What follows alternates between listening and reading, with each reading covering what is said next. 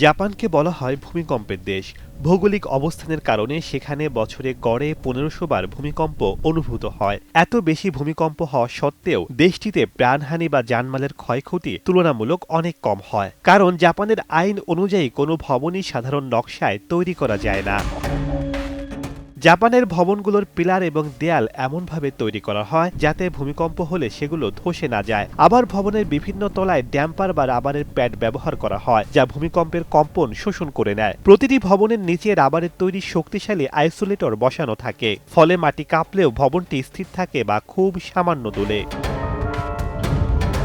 সূর্যোদয়ের দেশটিতে বিশ্বের অন্যতম সেরা আর্লি ওয়ার্নিং সিস্টেম রয়েছে। ভূমিকম্প শুরু হওয়ার কয়েক সেকেন্ড আগেই সাধারণ মানুষের স্মার্টফোনে অ্যালার্ট চলে আসে। এই অল্প সময়ের মধ্যেই চলন্ত বুলেট ট্রেন স্বয়ংক্রিয়ভাবে থেমে যায়, কারখানার বিপজ্জনক যন্ত্রপাতি বন্ধ হয়ে যায়, মানুষ নিজেদের সুরক্ষার জন্য টেবিলের নিচে বা নিরাপদ স্থানে আশ্রয় নেওয়ার সুযোগ পায়।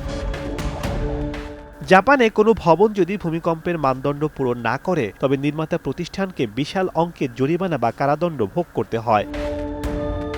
দেশটিতে ছোটবেলা থেকেই শিশুদের ভূমিকম্পের সময় করণীয় শেখানো হয়। স্কুল, অফিস এবং কারখানায় প্রতি মাসে বা নির্দিষ্ট সময় পর পর ভূমিকম্পের মহড়া হয়। এছাড়া জাপানের প্রায় প্রতিটি ঘরেই একটি করে ইমার্জেন্সি ব্যাগ থাকে, যাতে শুকনা খাবার, পানি, ফার্স্ট এইড কিট এবং টর্চ থাকে।